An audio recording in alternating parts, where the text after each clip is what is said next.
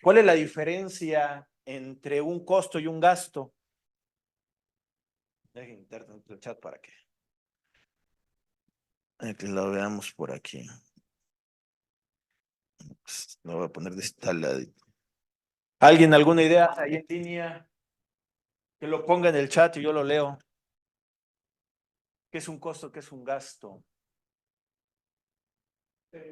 Rodrigo, yo creo que esto sí se diferencia costo y gasto. El costo, yo creo que si todo es relacionado con el producto que tienes para venta, entonces va allí al costo. Lo que nos está diciendo Rogelio es si hay una diferencia. El costo está relacionado con el producto y el gasto. Fíjate, Rogelio, que esta definición es la que yo iba a comentar. Me la ganaste. Porque muchas veces lo primero que escucho es el costo se recupera y el gasto no. Eso es falso. Y ahorita lo voy a explicar por qué. Los costos están identificados con el ingreso. También eso es falso. La respuesta que tú dijiste es correcta. El costo se ve en el producto.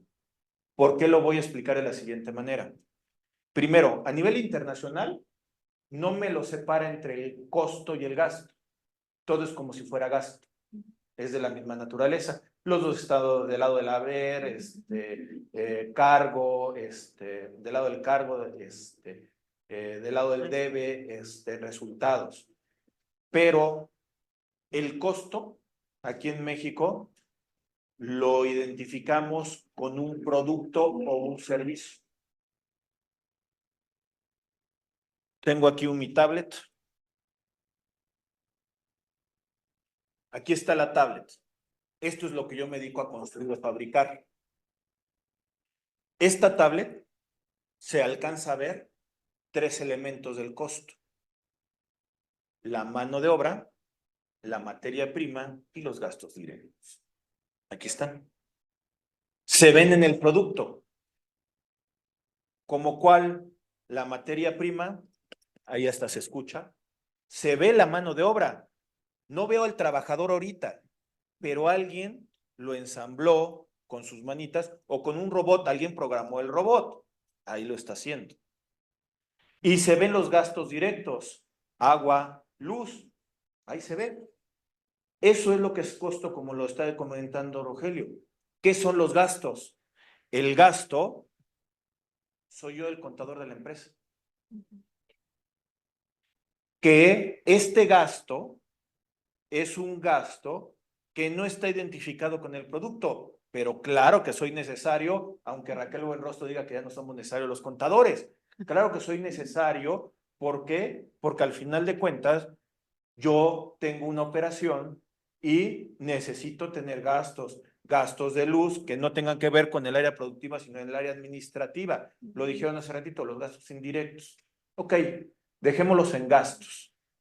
Pero estamos hablando que hay muchas cosas que yo las necesito para la operación y todas en conjunto, tanto el costo como el gasto, me ayudan a generar el ingreso. Si vamos con la que no me dijeron que el costo se ve en el ingreso, ¿y el gasto qué? El gasto también es necesario para poder generar el ingreso. Nada más que es más visual el costo, pero el gasto también es necesario. O la otra, el costo se recupera, el gasto no. Si tenemos esa mentalidad, ya tenemos una pérdida en la empresa, porque lo único que estamos recuperando es el costo y todos los gastos que el gasto del contador y todos también se tienen que recuperar. De hecho, se tiene que, para hacer una propuesta económica, tienes que considerar los costos, lo que esté identificado con el producto y los gastos que se le vas a retribuir a la otra persona. Y no solamente eso, hasta tu margen de utilidad. Es de lo que se compone para poder dar una cotización. Así lo hacemos, ¿no? En los despachos, así lo hacemos en todos los productos. Bueno, eso es lo que me dice la teoría.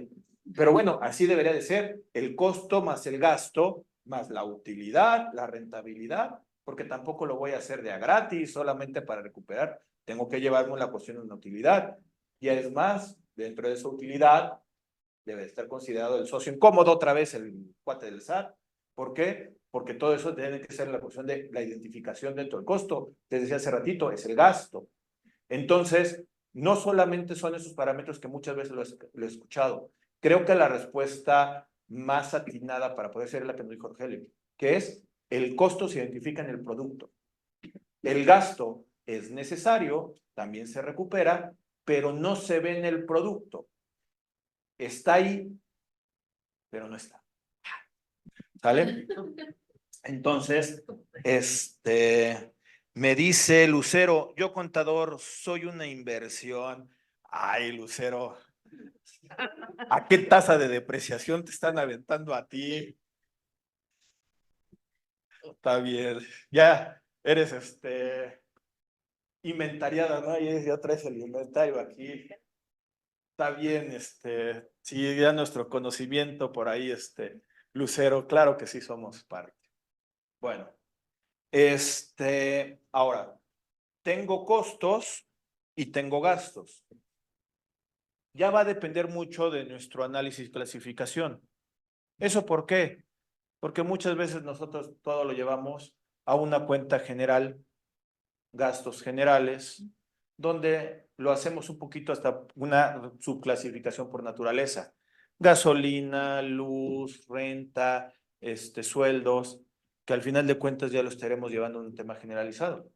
Pero para algunos otros, posiblemente le importe una segmentación, ingreso por sucursal cafetales, ingresos por sucursal insurgentes, gastos y costos por sucursal y veo una pequeña utilidad de cada una de ellas. Les decía hace ratito el B5, estados financieros segmentados, que si bien la suma de los dos es la utilidad que estoy teniendo, puedo ver los proyectos, el proyecto de auditoría 1 con el proyecto de auditoría 2, con uno estoy cotizando bien, con el otro mal, o me va a dar una rentabilidad mayor que el otro, porque coticé igual, pero uno me está exigiendo más chamba, entonces hay más gente que lo estoy aventando para acá.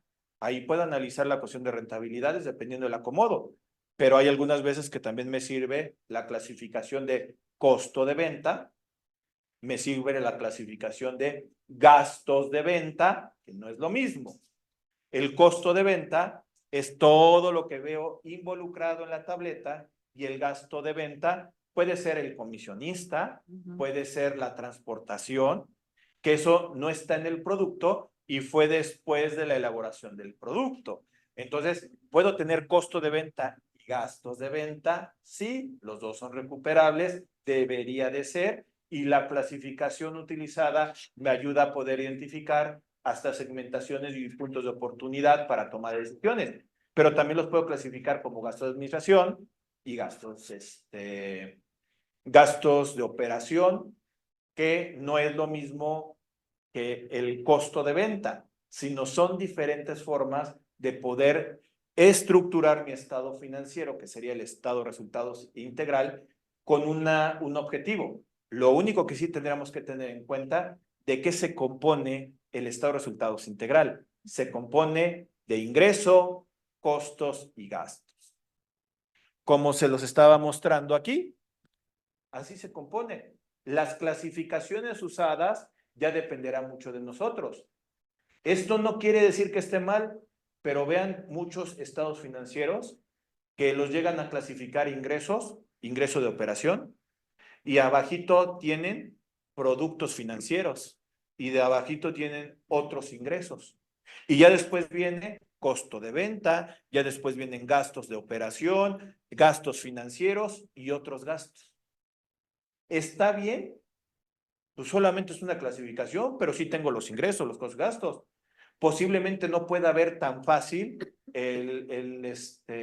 los ingresos netos porque lo tengo separado. Ahorita les voy a enseñar cómo es la estructura que me dice las guías de aplicación de las NIF, anteriormente un apéndice de la B2, de la B3, el estado de resultados integral, pero al final de cuentas quiero que vean también la conceptualización primero de qué lo tengo que llenar. Y los costos y los gastos, créanme, que nada más con saber la diferencia entre el costo y el gasto, ya la tenemos del otro lado. El problema en este estado financiero es el ingreso. Y otra vez, ¿qué es lo que me está pidiendo en la declaración anual? La información financiera. ¿Por qué, Rodrigo? Vamos a ver cómo se estructura el estado de resultados integral. El estado de resultados integral, vámonos. Aquí está. El estado de resultados integral se compone la estructura de 3 apartados. El primero lo tengo en el inciso G, utilidad o pérdida de operaciones continuas. Inciso H, operaciones discontinuas. Y las ORIs, otros resultados integrales. Voy a poner una separación para que podamos ver cómo serían los del lado izquierdo, que no quiere decir que lo voy a presentar así separado, lo voy a presentar como un reporte, pero para la que esté todo en la laminita y que podamos ver los conceptos, lo estoy poniendo así. Ventas o ingresos netos. Al hablar de los ingresos netos, ya estoy hablando de que vienen disminuidos de las devoluciones, bonificaciones y rebajas. Costos y gastos. Ahorita lo tengo generalizado porque así me lo maneja la norma, pero me lo aclara atendiendo la clasificación empleada. Costos de venta, gastos de venta, ya tendremos que ir al desglose. Lo que sí tendrá que venir es ingreso y ya después el rubro de los costos y los gastos atendiendo nuestra propia necesidad y clasificación. Después, el resultado integral de financiamiento. ¿De qué se compone el resultado integral de financiamiento? Que ya también hoy lo he tocado varias veces. Tengo gastos de interés, ingresos por interés, fluctuaciones cambiarias, cambios en el valor razonable de activos y pasivos financieros, ganancias o pérdidas en la fecha de reclasificación o baja por la evaluación a valor razonable de un activo financiero que está evaluado a un costo amortizado, y el repomo, el resultado de posición monetaria. Y ahí voy a tener varios ajustes al valor razonable. Después de que tengo esos ingresos, costos y gastos, y del RIF en una cuestión neta, voy a jugar lo que conocemos con el método de participación, que serían las participaciones en las utilidades o pérdidas en el caso de mi subsidiaria. Si no la tengo, no tengo la partida. Pero si no, yo lo que subo es el método de participación, no los dividendos a las utilidades que me distribuyen, sino la utilidad o pérdida yo la tengo que subir a mi información financiera. Después de eso me va a dar un concepto de utilidad o pérdida antes de impuesto. Después viene impuestos a la utilidad. Impuestos a la utilidad es la norma D4 y se compone de 2 impuestos. El impuesto causado, que es el que me dice la ley de impuesto sobre la renta, y el impuesto diferido, que se determina por la temporalidad de las partidas fiscales con las contables, que no están igualadas en la cuestión del tiempo, en los efectos de acumulación y deducción. Después de la aritmética entre la utilidad o pérdida antes de impuesto y los impuestos a la utilidad, me va a dar una utilidad o pérdida en operaciones continuas. Operaciones continuas. Después, le sumo los efectos de las operaciones discontinuadas. Ahorita voy a hablar de eso. Y me da una utilidad o pérdida neta. La utilidad o pérdida neta que les estoy manifestando aquí es igual a lo que nosotros hemos conocido como resultado del ejercicio. Que no es lo mismo, pero es igual, como diría Chente Fernández, ¿no? No es lo mismo, pero es igual. No es lo mismo por la clasificación y el análisis, porque aquí, no sé si lo alcanzaron a escuchar de línea, pero dijeron, ¿qué es eso? Pues es que lo tengo que explicar, porque es una cuestión de una estructura. Pero por estos conceptos de las ORIs y de las operaciones discontinuas, es que la estabilidad que conocíamos en el estado de resultados cambia, el análisis cambia.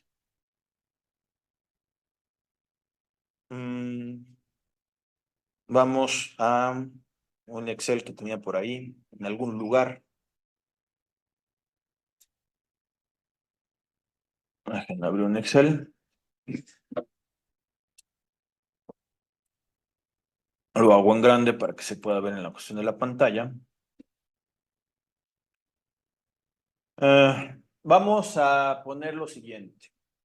Yo soy una empresa que se dedica a vender computadoras.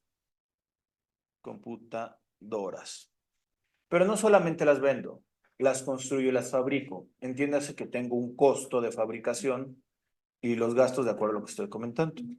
Yo tengo ingresos, ingresos.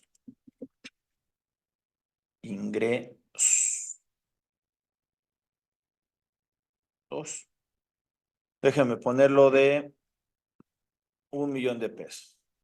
¿Es poquito? Sí, pero pues nada más para que no sea tan grande el estado financiero.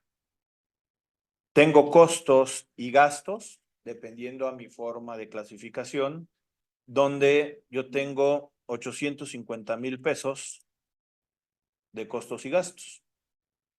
Tengo una utilidad o pérdida, que en este caso es una utilidad, creo que ya lo vieron ustedes por ahí, antes de impuesto, que sería la diferencia entre uno y el otro, y no se determina así el impuesto, pero déjenme llevarlo un poquito simplificado, impuesto causado,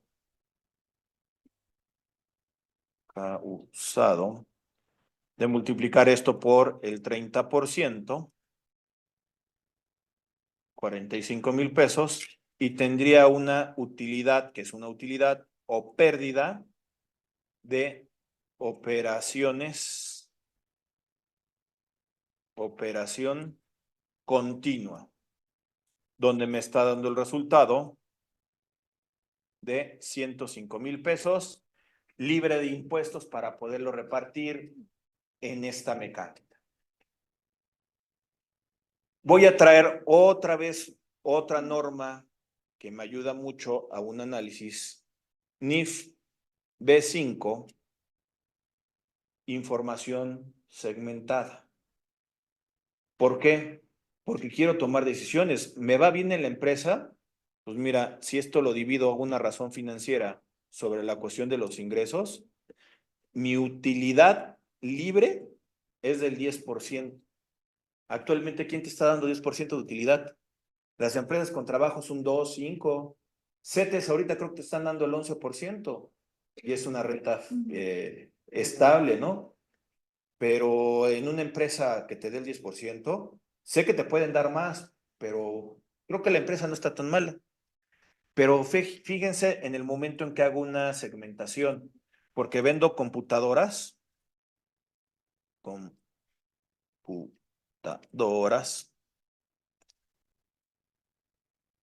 la M,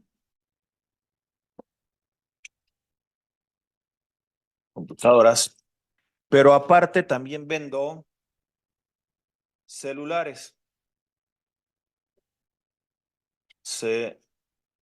celulares inteligentes. En ingresos de las computadoras, déjenme decirles que son 700,000 pesos. Por obvias razones, la diferencia de ingresos son los celulares. Los costos y los gastos de las computadoras son 670,000 pesos.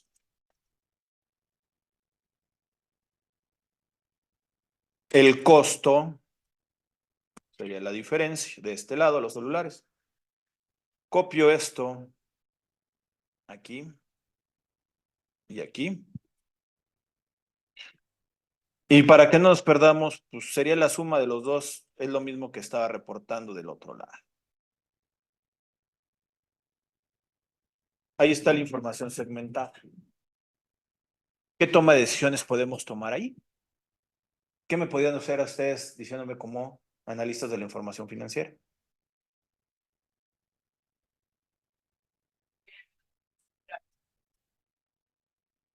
Queremos vender celulares, es lo que me va a decir el dueño, por la rentabilidad. ¿Por qué? Porque la venta de las computadoras, aún así que me está dando utilidad, me está absorbiendo utilidad de otra segmentación que tengo de la cuestión de los celulares. Entonces, ¿qué decisión tendría yo como dueño de la empresa? Porque ya me dijeron, hay que vender mayores celulares, pues hay que aceptarla. Pero ¿cómo tendríamos que hacer eso? No es tan fácil decir, hoy me voy de la casa, porque tengo que ver todo ese tipo de análisis. ¿Qué análisis tengo que hacer? Primero, oye, ¿estará bien determinado el costeo y los gastos, la distribución? Podría estar mal, ¿no? Porque por términos generales lo aviento a las computadoras porque es a lo que me dedico y posiblemente esté algo mal. O sea, mi distribución puede ser que tenga yo un error. Entonces, primero analizo la distribución que esté correcta. Si persiste el problema, si persiste no el problema, sino si persiste mi aritmética y los números, pues creo que al final de cuentas sí sería la opción el irme a vender solamente celulares. Pero ¿qué tendría que ver también? ¿El mercado está dispuesto a recibirme más celulares? Porque también estamos hablando que hay algunos productos que son ancla y hay algunos productos que son secundarios. Entiéndase, por ejemplo, las mesas del comedor con sillas. Yo vendo sillas porque vendo la mesa de comedor. Entonces van asociadas. Si dejo de vender la mesa, las sillas ya no las vendo. Si los celulares los vendo por las computadoras, no puedo dejar de vender computadoras. Pero si son dos productos diferentes que se mueven por sí solos, entonces sí podría haber la forma de poder separar la cuestión de la operación. ¿Por qué? Me conviene mejor vender celulares.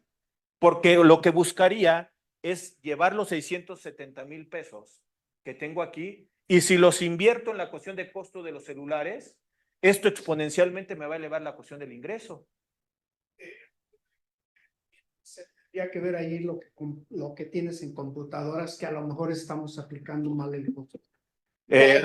O necesito aumentar mi utilidad en la venta de computadoras. Estoy perdiendo. Lo que nos comenta Rogelio es, oye Rodrigo, puede ser que yo necesite aumentar el costo para sacar una mayor rentabilidad en la cuestión de las computadoras, que va un poquito a lo que decía hace ratito. Primero quiero ver si está bien distribuido la cuestión del costo y qué es lo que tengo que hacer, que sería un poquito el paso número 1, pero tienes mucha razón. Sí tengo que ver qué es lo que puedo hacer para mejorar esta calidad. ¿Estoy costeando de más? O sea, se me está yendo en internet, mejor lo reduzco, aunque la distribución esté correcta, pero puedo ahorrar en algunas cosas para poder elevar la utilidad, es lo que me estás diciendo, Julio. Creo que es lo primerito que tendríamos que hacer en la cuestión de esa asignación del costo. Ahora, ya que tengo estos pasos, como lo decía yo, lo dice Rogelio, y les decía del segundo de que no es un producto ancla el otro, es ver que realmente el mercado me lo pudiera aguantar, porque todo esto también es una campana. Bien, puedo vender muy bien, pero va a haber un momento que va a bajar. ¿Por qué? Porque todo el mundo ya tiene celulares. Yo se lo estoy vendiendo.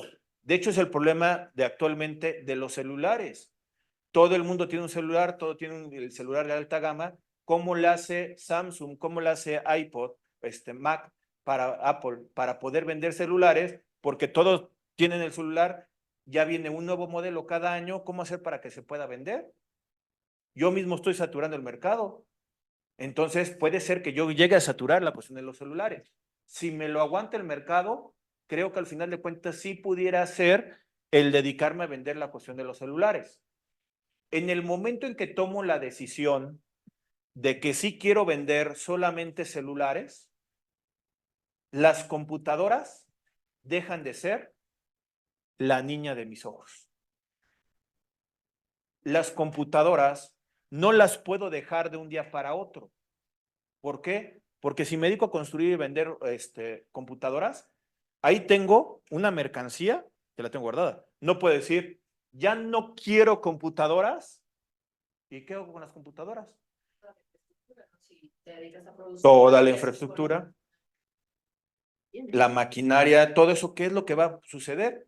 Entonces voy a seguir operando, voy a seguir gastando y voy a seguir generando venta por el ingreso, pero ya no entran en la misma categoría todos. ¿Qué es lo que tendría que manifestar en mis estados financieros? Voy a poner, copiar y pegar por acá, los celulares, 300,000 pesos, los 180, y voy a poner por aquí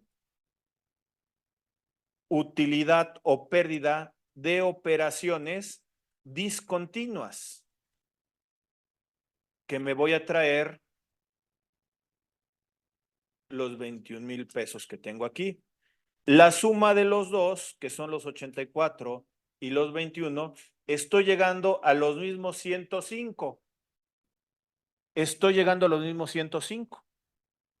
Pero es una forma diferente de presentación. ¿Por qué? Porque estoy poniendo en el primer bloque lo que sí es mi importancia de operación, y en el segundo bloque, que me sigue dando resultados, utilidades o pérdidas, pero de lo que ya va de salida, porque ya he decidido que ya no voy a fabricar computadoras, pero como me están comentando aquí, tengo que seguir porque tengo todavía infraestructura que voy a dejar de utilizar, pero tampoco me voy a quedar así, que se me echa a perder. No, lo primero que tengo que ver es cómo llevar esa infraestructura de las maquinarias a que me ayuden a hacer celulares. Si lo puedo hacer que me ayuden a celulares, lo único que estoy haciendo es llevando un costo al otro costo para tener estos 670 y que me generen más riqueza. Pero en determinado momento que una maquinaria o un activo no me funcione para la segmentación o para la cuestión de los celulares, voy a tener que deshacerme de ella. ¿Y cómo me voy a deshacer? En lo que se llama activo disponible, el B11, un activo que está a disposición para venderlo lo más rápido posible. ¿Por qué? Porque esa maquinaria, si yo la dejo guardada, se me va a echar a perder. Es mejor venderla lo más rápido posible. No es un inventario porque no me dedico a vender maquinarias de segunda mano, pero es un activo que ya lo quiero sacar lo más rápido posible para recuperarlo. Y si el administrador no tiene esa mentalidad, tenemos un problema con el administrador, porque el administrador tiene que ver el sacar el provecho de todos los recursos, incluyendo lo que están, entre comillas, ociosos o parados. En el momento en que venda, va a ser una utilidad o pérdida de la operación discontinua. Las computadoras que tengo en el almacén, que todavía están nuevas y que las voy a vender todavía en el precio en el que tengo asignado, y si ya no las puedo vender, voy a ir reduciendo el costo de recuperar lo que pueda. Eso es una operación discontinua. Esa es una forma de presentación que fiscalmente no le interesa si es una operación discontinua o continua. Ahí emitiste un CFDI, vendiste celulares, vendiste computadoras, me pagas el 30%, por favor. Esto es una forma de presentación meramente contable.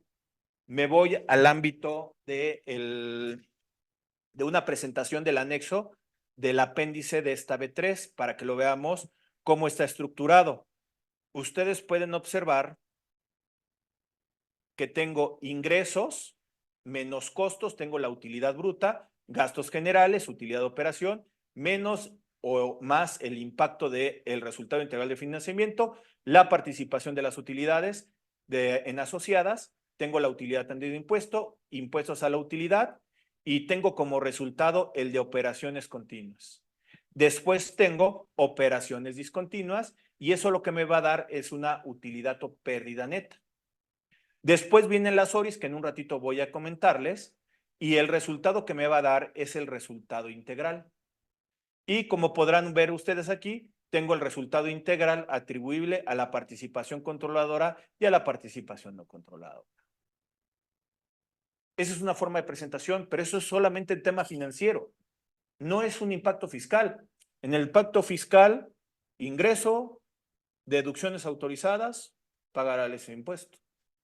Entonces, la presentación contable va a diferir con el tema fiscal. Me regreso ahora a la declaración anual. ¿Dónde está? Aquí está, en este. En el SAT, donde estoy entrando a a mi declaración. Ahí voy a tener que hacer tiempo para que se pueda actualizar todo. La cacha, ¿no? Es B, C, M, F, 5, Z, B, G, N, 9. Ya entró. ¿Eh? Sí, le di. Y al tercer intento. Sí, le di al tercer intento. Bueno, es que lo que quiero mostrarles es justamente lo que les decía del estado de balance general. El SAT se fusiló de este apéndice que les acabo de comentar. La pregunta es, ¿vienen las operaciones discontinuas? Sí, vienen las operaciones discontinuas. ¿Cómo debo de presentar el estado de resultados? ¿Sobre una base fiscal? No, tengo que presentarlo sobre una base contable, porque el formato me lo está pidiendo de las normas de información financiera. Entonces, aunque el SAT no sepa o no entienda qué son las operaciones discontinuas, que espero que con esa explicación, los que estamos aquí presentes y los que están en línea, tengamos la idea que es una operación discontinua ahorita, y ya que la veamos, ya lo podamos presumir, ¿no? Ah, eso es una operación discontinua, ya me la sé. Poder identificar que realmente en el ámbito fiscal la presentación de los estados financieros no tienen un objetivo. Lo vuelvo a repetir, el que sí me estaba dando era el estado de flujos de efectivo, y ya me lo quitaron, por lo menos que lo que estamos viendo ahorita en la declaración. Que no sé si lo vayan a regresar, ¿eh? Se ha estado moviendo todos los días, todos los meses, por generalizarlo. El año pasado estuvieron agregando conceptos. No vaya a ser que en unos 15 días vuelvan a incluir lo del estado de flujos de efectivo. Toco madera. No, Rodrigo, no seas ave de mal agüero. Bueno, quién sabe lo que. No hay nadie aquí del SAT, ¿verdad? Porque si no, ay, mira, el Rodrigo dice que el estado de flujo de efectivo nos sirve para amarrar el IVA. Déjenme terminar de ver las modificaciones que tuve por aquí. Seguramente fueron en dos y ya las vi. Si no lleno el estado de situación financiera, no me permite pasar al siguiente eslabón. Les digo que ahorita la ventaja es que ya tengo estos recuadros donde le pongo sin datos, que esto no lo venía en la declaración anterior, y si no tengo datos, automáticamente me bloquea, y eso me ayuda mucho a que pueda ser mucho más rápido el movimiento, ¿no? Eso es lo que dice la teoría, pero la página del SAT dice otras cosas. Relájate, Rodrigo, en tu declaración, porque no vamos a tardar. Hasta en eso tenemos que tener en cuenta, ¿no? Ahorita no entendería por qué está tan saturado esto, que debería ser más rápido, pero mientras más tarde, llegando al 1 de abril, más se complica. Entonces, ojalá tomemos en cuenta que estamos en un buen tiempo para poder avanzar. Ahora sí ya me voy al estado de resultados, que ustedes pueden observar que también se le está agregando sin datos. ¿Y de qué se compone? De ingresos netos. Ya después viene la cuestión del costo, utilidad o pérdida bruta, que es muy parecido a lo que les estaba mostrando de este lado, en este apéndice. Tengo mis ingresos, tengo el costo, tengo mi utilidad bruta. Después vienen los gastos de operación, me da una utilidad de operación o pérdida. Gastos generales, tengo utilidad de operación, o en su caso que puede ser la cuestión de una pérdida. Resultado integral de financiamiento, participación en asociadas, resultado integral de financiamiento, participación de asociadas, impuestos a la utilidad, impuestos antes de la utilidad, impuestos a la utilidad. ¿Y qué me aparece aquí? El concepto de utilidad o pérdida de operaciones continuas, que es lo mismo que tengo en este apéndice.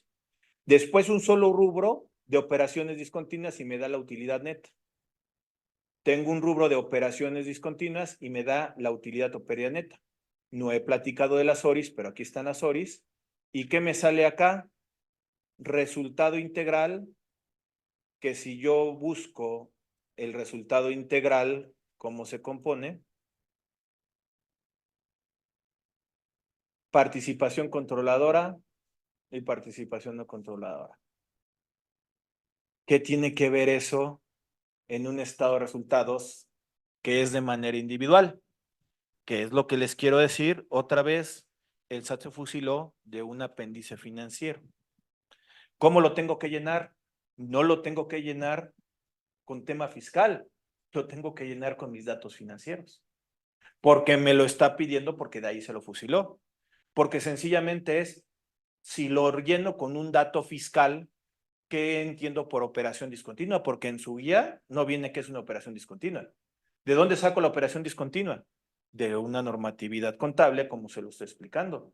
Entonces debería de entrar en esa conceptualización la operación discontinua y tengo que llenarlo con mis estados financieros. No hay que inventarse el hilo negro. Nada más es el acomodo, un acomodo formal. ¿Vamos bien todos? Mande. Eh, Y en el caso de la parte donde pregunta de la participación en la controladora y eso, pues si yo soy de una persona moral, ¿qué pongo ahí? La participación controladora te la da en automático, es la suma. Entonces ahí no tienes que mover nada. Lo que sí no deberías de poner nada es en la participación no controladora. Ah, Ahí le pones 0 o le pones no aplica. no. Pero no deberías de tocar absolutamente nada en la participación no controladora. La controladora es el resultado normal de la operación, que eso te lo da en forma automática. Pero, sí, o sea, si tú ves el concepto de participación no controladora, aléjate lo más posible de esa cuenta que te están pidiendo, porque no es que sea mala, es que sencillamente no debería de estar en la lógica de la presentación de la información. Y en la parte donde habla de la utilidad básica por acción, La utilidad básica por acción, eh,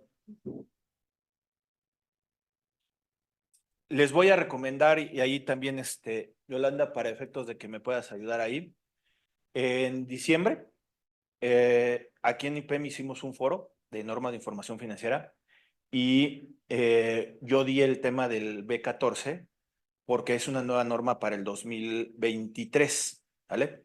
Entonces, si pueden conseguir aquí con Yolanda la retransmisión del evento del foro, que estuvo buenísimo, no porque yo estuviera, sino por todos los profesores, estuvo bueno, los conceptos es muy recomendable, pero te lo voy a contestar lo más sencillo. La utilidad básica por acción es sacarle el rendimiento que me está dando las acciones que yo tengo. La básica y la fácil que se debe de hacer es cuántas acciones tengo al 31 de diciembre y cuánto me dio utilidad. Eso lo divido y ya me da la utilidad básica por acción. Entonces, ahí lo único que tendrías que manifestar es la división entre el resultado integral, entre el número total de acciones que el formato del SAT te pide, cuántas acciones hay en circulación. Ahorita se los muestro. Aquí está. Me pide el número de acciones. Aquí está este concepto. Para que yo lo pueda poner, voy a poner 1000 acciones. Y ahorita, como tengo todo en 0, no me da la cuestión de 0. Pero si hubiera tenido un número por aquí, déjame modificarlo aquí rápidamente para que veas que este cálculo te lo hace en forma automática, pero ¿qué es lo que está haciendo? Voy a poner muchos ceritos. Parte no controladora, parte relacionada, importe, ahorita lo voy a poner aquí 0, nada más para que me deje avanzar. Yo tengo 10,000 de ingresos, no tengo costos, tengo una utilidad de 10,000 pesos y resultado integral atribuible. Vamos a capturarlo. Importes al cierre del periodo. Vamos a poner el dinero. Vamos a ver.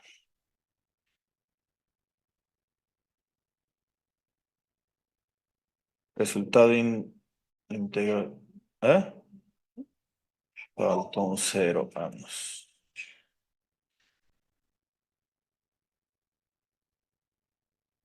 Pegar.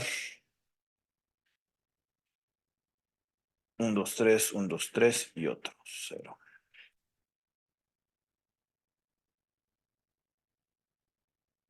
Te pide el número de acciones y la utilidad básica por acción debería ser la diferencia, bueno, más bien la división entre lo que tengo como utilidad neta o el resultado integral entre el número de acciones que me lo está pidiendo. Pero digo, es la forma en poder determinar, pero en la realidad la B14 me maneja algo diferente. Es una ponderación. ¿Cómo que una ponderación? Si yo tuve el capital en un ejercicio completo, van a ser el mismo número de acciones. Pero ¿qué pasa cuando hay un aumento de capital o una disminución de capital en el transcurso del tiempo? El dinero en el tiempo me está produciendo utilidades en unos periodos diferentes, como tengo la cuestión del capital. Entonces ahí lo que se saca es una ponderación. Las acciones que yo tenía a cierto periodo, ¿cuánto equivalen a la cuestión de al final de los 12 meses? Y me sale una ponderación del número de acciones que se tiene. Y esa se divide sobre la utilidad, que se saca una rentabilidad. Esta proporción que les comento no es para repartir dividendos. Esto es para poderlo mostrar a un posible inversionista, que con menos se tiene mayor rentabilidad o que con más se tiene mayor rentabilidad para que tome unas decisiones. Si se solicita dinero o no se solicita dinero. Pero este es un dato de revelación meramente financiero, que no te debería de impactar con entrega de dividendos, porque la entrega de dividendos es un acuerdo. Aquí lo que te está pidiendo es el tema de el B14 en la proporcionalidad.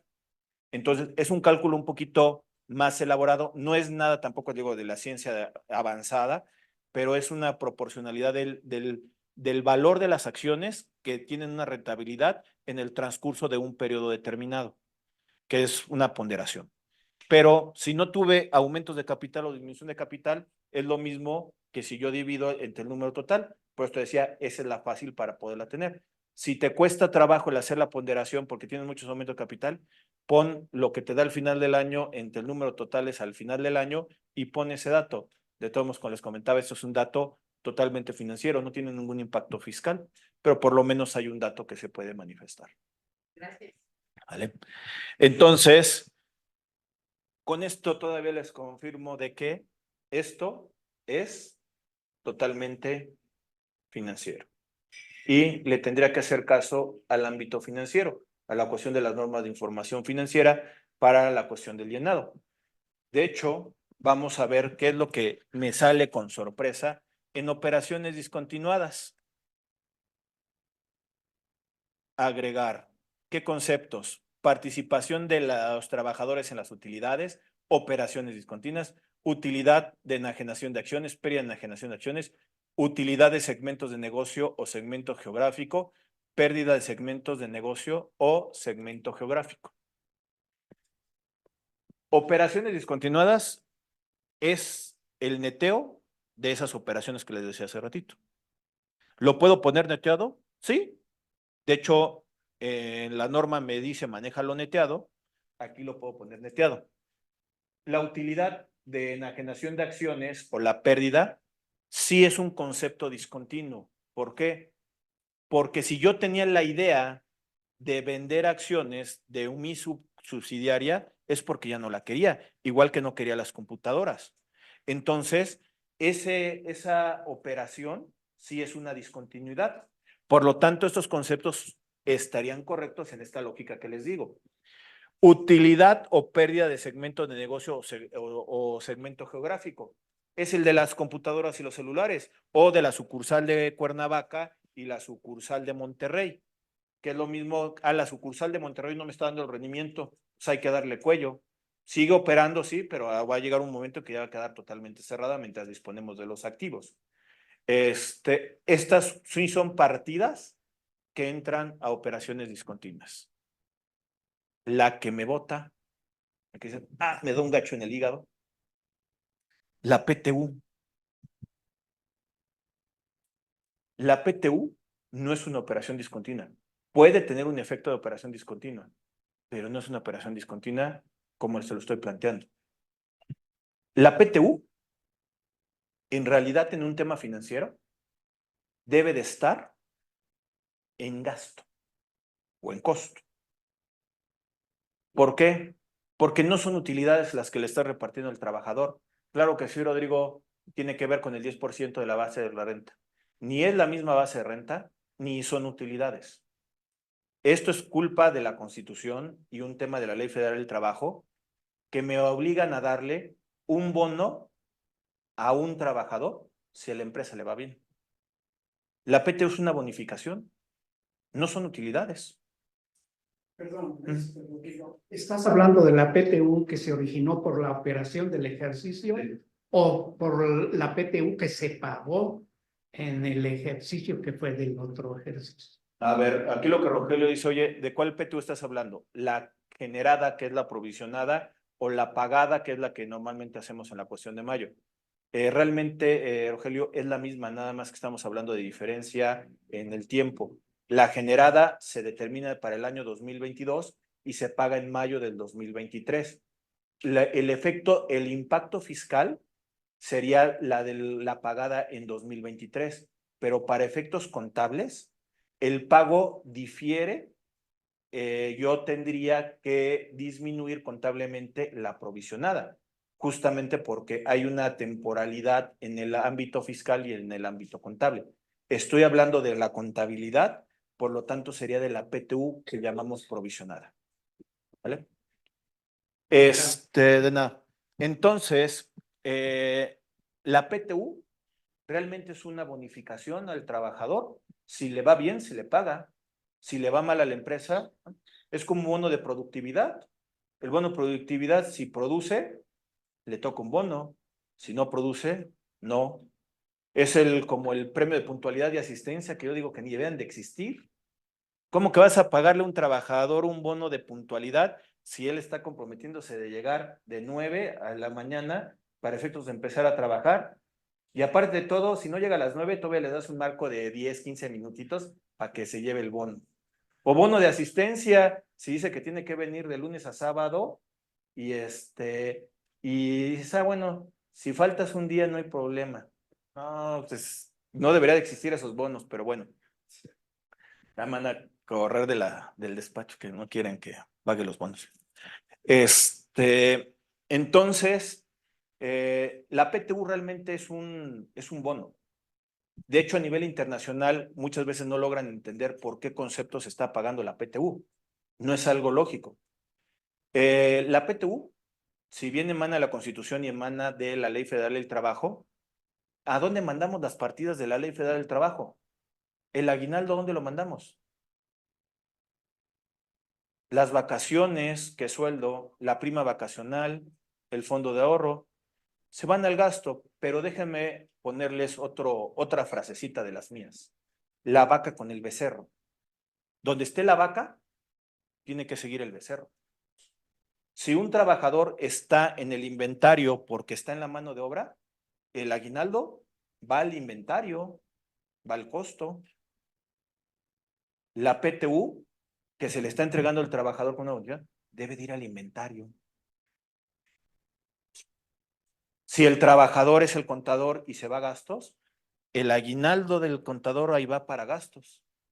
La PTU del trabajador, del contador, va a gastos. Entonces, contablemente, no hay una partida separada en el estado de resultados integral como se los estaba mostrando. ¿En qué momento dije PTU? Dije ingresos, costos y gastos, RIF, participación de utilidad de otras empresas. Eso me da utilidad de operaciones continuas, operaciones discontinuas, ORIS, y me da el resultado integral. Y me salté la utilidad antes de impuesto y los impuestos a la utilidad. La PTU ya hace mucho tiempo ya no está en impuestos a la utilidad porque no es un impuesto. La PTU va en el gasto, en el costo o en el gasto. Y aquí el SAT. ¿Dónde la ponemos? Porque la PTU está volando. ¿Dónde la ponemos, Rodrigo? En donde suene menos raro. ¿En dónde suena menos raro? En operaciones discontinuas. Ah, métela ahí. Sí puede haber PTU de operaciones discontinuas. Si vendo computadoras de operación discontinua, hay una utilidad de rentabilidad que me produce, pero no toda la PTU, solamente la parte de la operación discontinua. Y formaría parte de la operación discontinua neteada, no separada. Pero también eso tiene que ver mucho con la mentalidad de nosotros como contadores. Cuando nos cambian un tipo de formato, o somos muy revoltosos o no lo queremos aceptar. Los cambios nos dificultan el poderlos sobrellevar. Mucha gente que no se ha actualizado, capacitado de que la PTU debería de estar en gasto, la queremos seguir viendo en el estado de resultados en el caso de una partida muy cercana al impuesto sobre la renta. Y ahí la tenemos porque así está nuestra política contable, así está nuestro catálogo de cuenta, así están nuestras guías contabilizadoras. Tendríamos que actualizarlas, pero no las actualizamos, no queremos generar algún movimiento, ya estamos muy acostumbrados, déjala como está. Pero la presentación es forma diferente. Eso debería de formar parte de ese costo y deberíamos estarlo presentando en un tema real de normas de información financiera. Oye, Rodrigo, me preguntaron el año pasado, entonces la PTU, ¿dónde la ponemos? Contador, tú toma el criterio, ¿dónde la quieres poner? Yo te estoy diciendo que si me voy a un tema payaso normativo, va dentro del gasto, no tiene que ir separada. Si tú la quieres tener identificada porque te da miedo que no la pongas identificada, porque la autoridad no se va a dar cuenta que la vas a utilizar para disminuirla en la declaración anual, pues ponla allí. De todos modos, sé que en una cuestión neteada vamos a llegar a los mismos números. La única bronca es que no está cumpliendo con normatividad contable. Estos son datos informativos, déjenme decirlo así. No se preocupen tanto de lo que estamos informando, pero informen bien. O sea, informemos de lo que debería de ser. De aquí la autoridad no va a sacar algo más de lo que ya está viendo con la información fiscal. O sea, no le da más estirón de que, ay, mira, tiene la cuenta de aportaciones para futuros aumentos de capital. Si está jugando para el ajuste anual por inflación, está bien. ¿Cómo amarre el ajuste anual por inflación si ni papeles de trabajo estamos subiendo? En la declaración anual solamente ponemos la parte de deuda y en la parte de crédito. La composición todavía no nos lo está pidiendo, nos la va a pedir en unos años, pero ahorita no nos está pidiendo la composición. Puede ver de ahí un poquito el parámetro, sí, ve las cuestiones de lo que tiene en balanza de activo, ve lo que tiene de pasivos y más o menos debe haber una diferencia, lo multiplica por el factor de actualización, que sería el factor de ajuste de 4.4 para el 2023 y le debe dar un número muy parecido a lo que me estoy deduciendo o acumulando. Si hay una diferencia, tendrá que ver el SAT por qué, pero los datos ahí están. O sea, no va a sacar de los estados financieros, por lo menos estos dos, algo diferente. ¿Por qué? Porque también existe la conciliación contable fiscal. ¿Qué es la conciliación contable fiscal? Llevar mi resultado contable hacia el lado fiscal y me debería de cuadrar las partidas que son ingresos contables no fiscales, menos los fiscales no contables, las deducciones contables no fiscales y las deducciones fiscales no contables. Entonces voy a llegar a una conciliación. Mientras tenga esas partidas identificadas, seguramente la autoridad va a estar más tranquilo. Por eso también pensaría que aunque la conciliación está ya en un dato informativo, sí le va a seguir sirviendo. De hecho, en el ICIF, de hecho en el CIPRED, vienen conciliaciones de de los ingresos contables al ámbito fiscal y aparte vienen hasta los conciliados los ingresos para efectos del IVA. También ahí se incorpora en el CIPRED. Entonces, estamos hablando que tiene que ver con forma de presentación. Me dice Lucero Duda, en el caso de que una empresa no distribuyó la PTU de ejercicios pasados, ya no vigentes de 5 años, ¿qué se debe de hacer con esta partida que se sigue arrastrando la cuestión de números? A ver, Lucero, ese es un derecho laboral. Y primero tendríamos que ver qué impactos tenemos con una obligación laboral. Si un trabajador tiene derecho a la PTU, a partir del mes de mayo, y lo pongo entrecomillado, le tendría que pagar la PTU. Su vigencia de solicitar la cuestión de la PTU es de 1 año. Si no la llega a reclamar de 1 año a 1 año, se va a reciclar esa PTU y se va a aventar a una polla de la nueva PTU que se va a terminar en el ejercicio. Por lo tanto, en esta lógica, esa PTU que no has pagado en los últimos 5 años debería de formar parte de base de la PTU para las siguientes que se van a estar generando. Pero me detengo tantito ahí.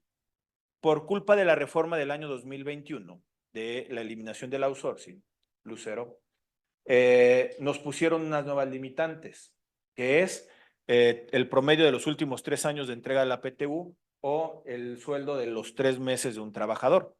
Por lo tanto, o es la proporción del 10% o los 3 meses o del promedio de los últimos 3 años de la PTU. Eso ya no me hace tener una consistencia. En realidad, por estas dos limitantes, las partidas que se van a ir a reciclar, a sumar a la nueva polla, ya nunca van a llegar. ¿Por qué? Porque la polla se sube a la del 10%. Y si yo le pago a los trabajadores los 3 meses de sueldo a todos, jamás van a recibir el aumento de lo que no cobró otro trabajador. Entonces, va a ser muy difícil realmente que esta se convierta en una cuestión de una nueva PTU para poderla repartir. Por lo tanto, yo lo que recomendaría en este sentido es reversar el efecto de la PTU que no fue pagada. ¿Por qué?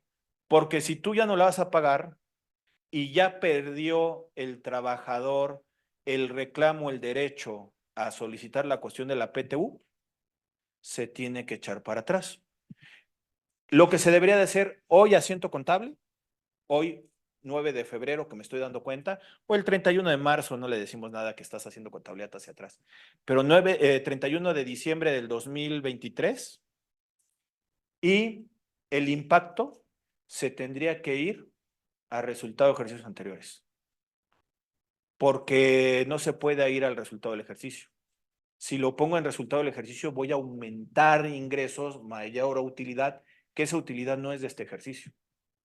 Yo tendría que aplicar lo que se conoce como el B1, cambios contables, corrección de errores, en el cual esto de periodos pasados tengo que presentarlos como si nunca lo hubiera disminuido. Y entre comillas, aumentar las utilidades de los periodos pasados porque esta ya nunca la llegué a pagar.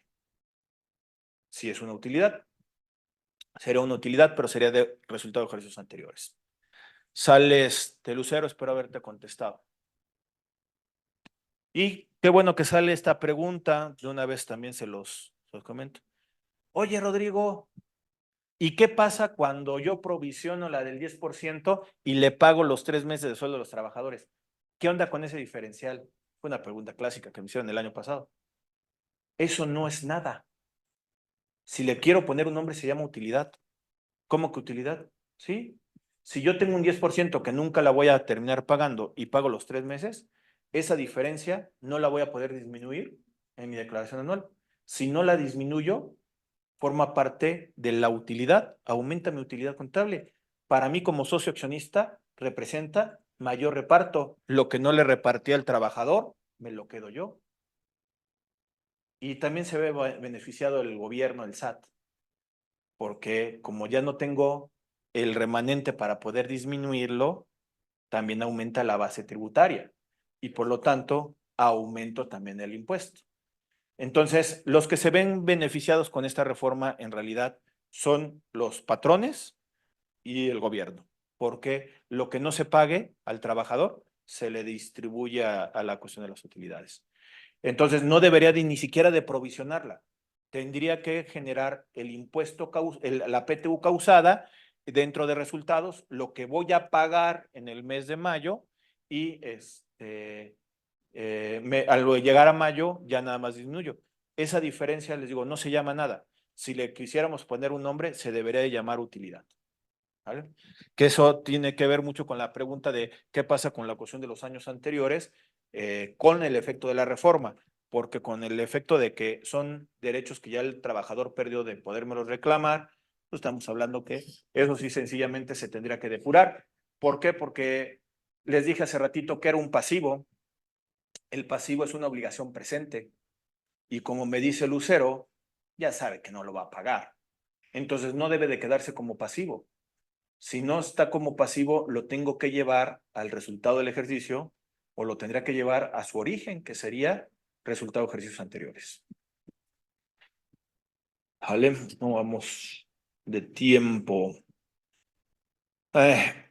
Voy a empezar a hablar del tema de las ORIs, pero seguramente el día de mañana lo retomaré porque van a quedarse pensando en el concepto de las ORIs de aquí a mañana y posiblemente salga la cuestión de las dudas.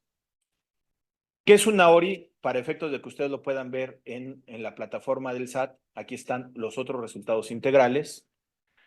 Lo veo en mi apéndice, otros resultados integrales, que les digo que se lo fusiló de este apéndice.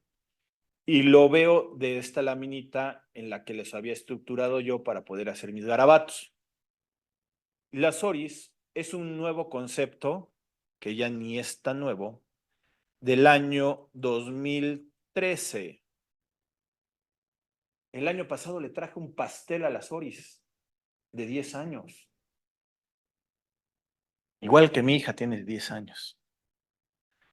10 años. Y lamentablemente muchos allá afuera no saben ni siquiera qué es el concepto de las ORIs. El concepto de las ORIs, aquí tal vez no lo están viendo porque tengo un poquito la barra, pero dice estado de resultados integrales. Se las voy a quitar para que vean cómo se llama la cuestión de la norma.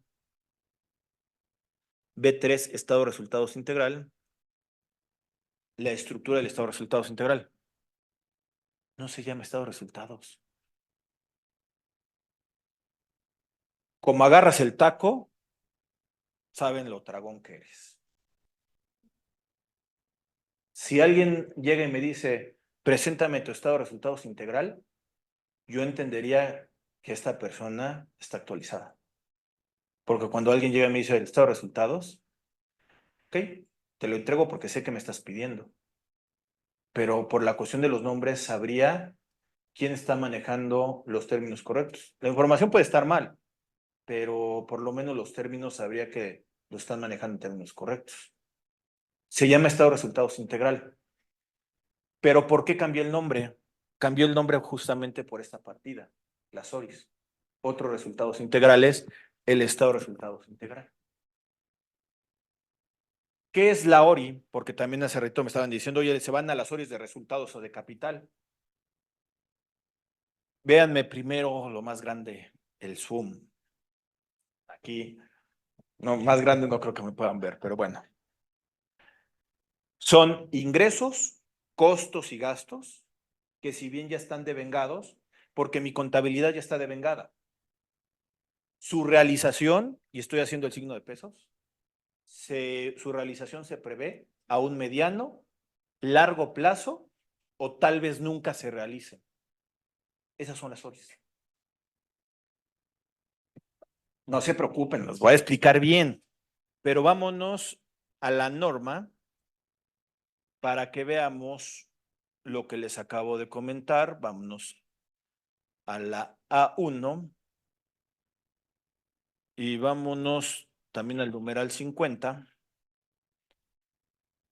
Numeral 50, concepto de los estados financieros. Así como vimos el activo, el pasivo, el capital, también tenemos el concepto de las ORIs. Párrafo 52.7.1. ¿Qué es una ORI? Los otros resultados integrales ORI son ingresos, costos y gastos, que si bien ya están devengados, está pendiente de su realización, pero además su realización se prevé a un mediano o largo plazo. Y B, es probable que su importe varíe debido a los cambios del valor de los activos o pasivos que le dieron origen, motivo por el cual podrían incluso no realizarse en una parte o en su totalidad. Esos son las ORIs. Las ORIs es una reserva. ¿Cómo que una reserva? Vámonos para acá, el Excel. Acabo de platicar con ustedes que era el de 1. Ingresos. Vamos a suponer, en este ejemplo, para que me cuadre lo que les quiero platicar. Yo le trabajo al gobierno. Yo le presto servicios de construcción al gobierno. El gobierno me contrata para poderle construir un edificio. Ya se lo construí. No tengo avances de obra, pero el gobierno me debe 13 millones de pesos, que es lo que acordamos que me iba a pagar. Yo ya lo tengo como un ingreso porque ya le entregué el edificio, pero él no me los ha pagado. Por tema de presupuesto, por los choros que me pueda aventar el gobierno. Para poder construir yo, tuve que tener costos y gastos. Los costos y los gastos fueron de 8 millones de pesos.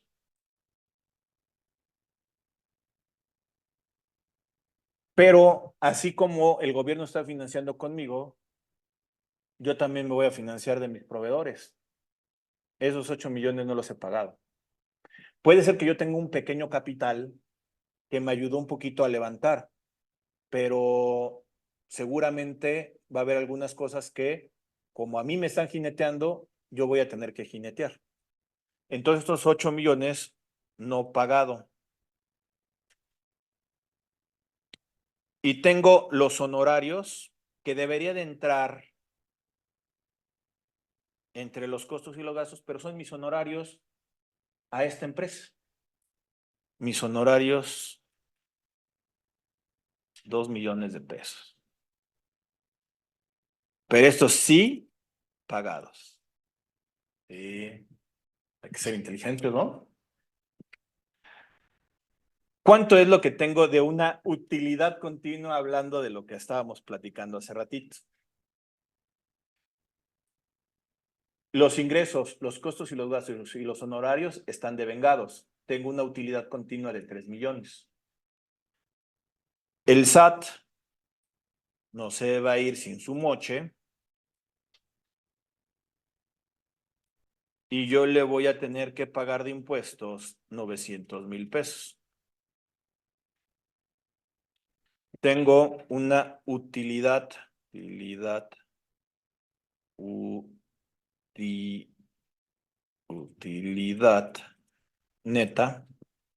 de 2,100,000. ¿Qué creen que me va a decir el socio cuando veo una utilidad de 2,100,000?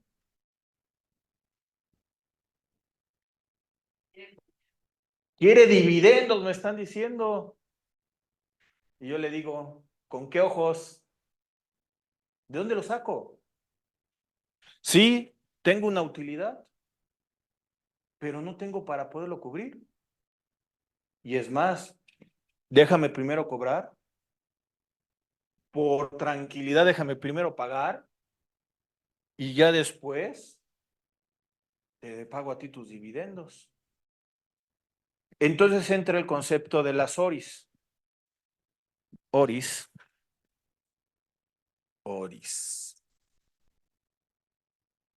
lo no pagado,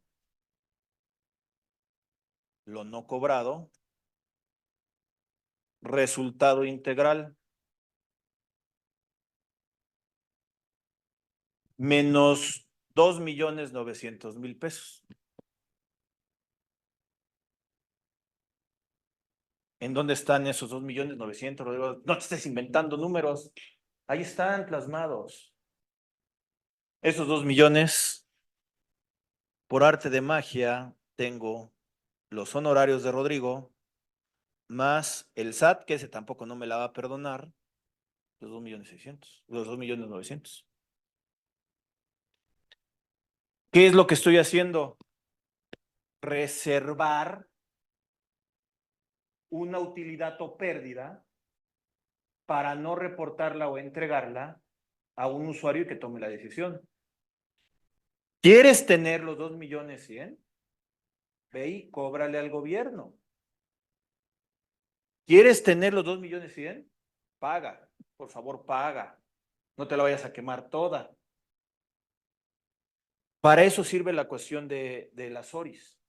Y lo vuelvo a llevar a la cuestión de, vean este movimiento que estoy haciendo aquí y llevémoslo otra vez a la lectura que tengo de este párrafo 52.7.1.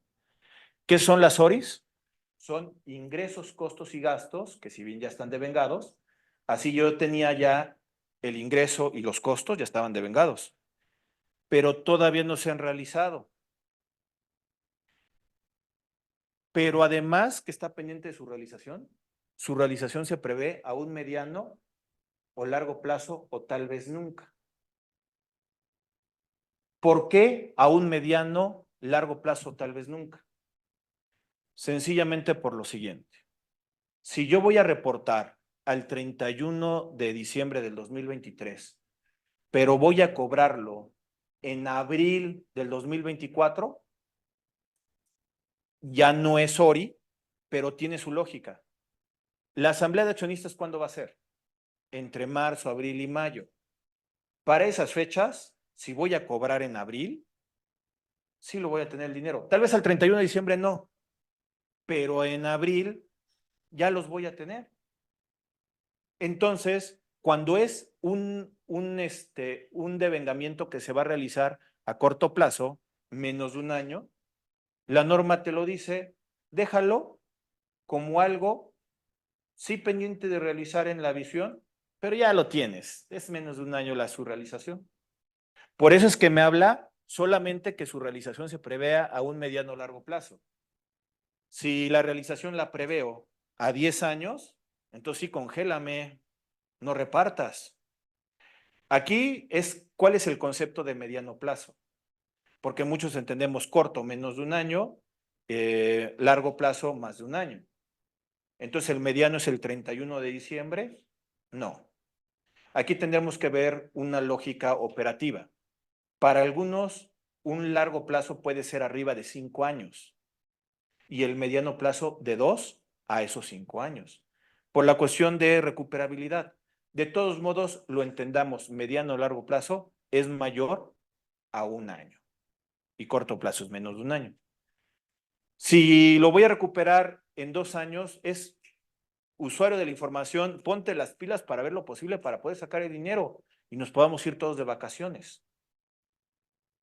¿Qué pasa entonces con las ventas de activo fijo? Me dicen, ¿qué pasa? Son otros ingresos.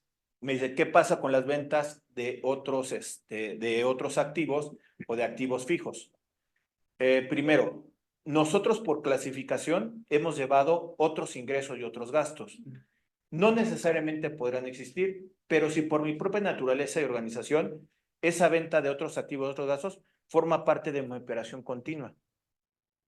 Tengo mis ingresos por venta de computadoras, tengo mis costos de la construcción y fabricación de las computadoras y después de los gastos de operación, se me ocurre vender una maquinaria para sustituirla por otra maquinaria. Esa venta debería de ser una venta de operación. ¿Por qué? No como ingreso, sino un ingreso, la venta, la ganancia que se dé o en su caso, una disminución de las utilidades por la pérdida de la venta de la maquinaria. Pero forma parte del bloque de la estructura de operaciones continuas. Si fuera una maquinaria que ya no queríamos y nos queríamos deshacer de ella, entraría en el proceso de operación discontinua.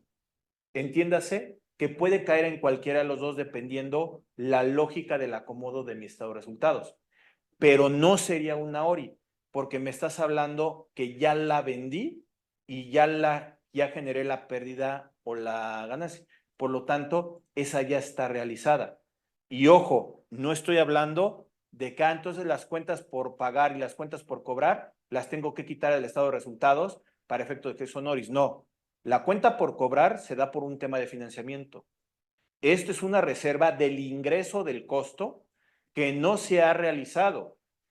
Son diferentes enfoques a solamente disminuir lo que está como una cuenta por cobrar. De hecho, la cuenta por cobrar puede ser que se cobre el día de mañana o que estuviera generando la cuestión del cobro del día de mañana. Digo porque se factura esa venta. Y es una factura, entonces la tengo que tener como venta. Y sin embargo, se toma como otro ingreso. Vale. Todavía lo voy a complementar lo que nos comparte Rogelio, que dice, oye, es que yo al momento de que vendo una maquinaria, yo tengo que facturar. Sí, la tienes que facturar y va a quedar en un CFDI. Y la autoridad va a querer que le pagues por el CFDI, pero no tienes que pagarle por el CFDI. Tú solamente pagarías en su caso que me diera una ganancia fiscal. En los pagos provisionales, yo tengo los ingresos CFDI y en la parte de abajo vienen dos conceptos.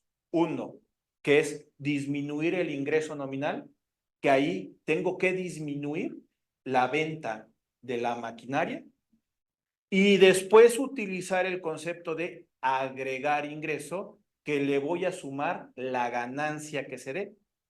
Pero tengo que jugarlo fiscalmente en pagos provisionales para que en la declaración anual llegue.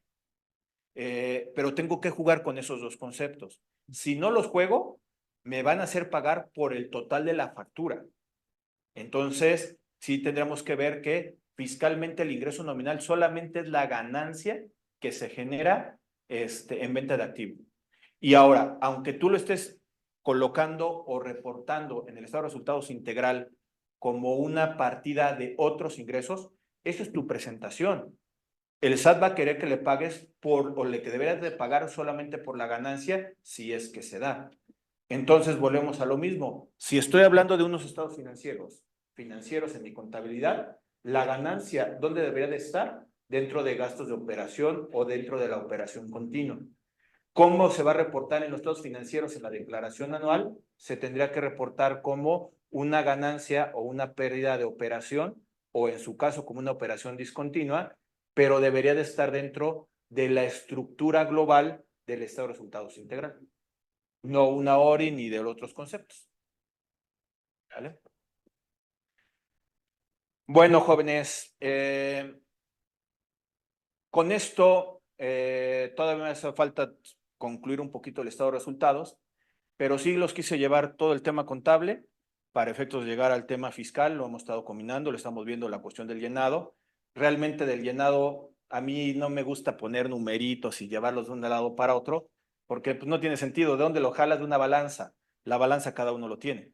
Más bien lo que quiero que ustedes identifiquen es de dónde voy a sacar los conceptos.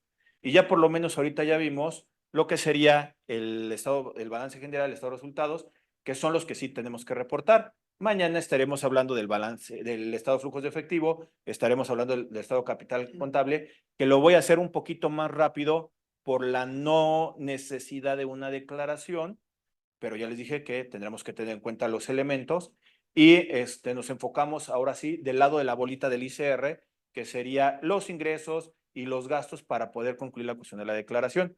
Pero lo primero que quiero tranquilizarlos es, con los estados financieros debemos estar tranquilos, pero siempre y cuando sabemos dónde sacar la información, ¿vale? Si no, ¿de dónde lo sacamos?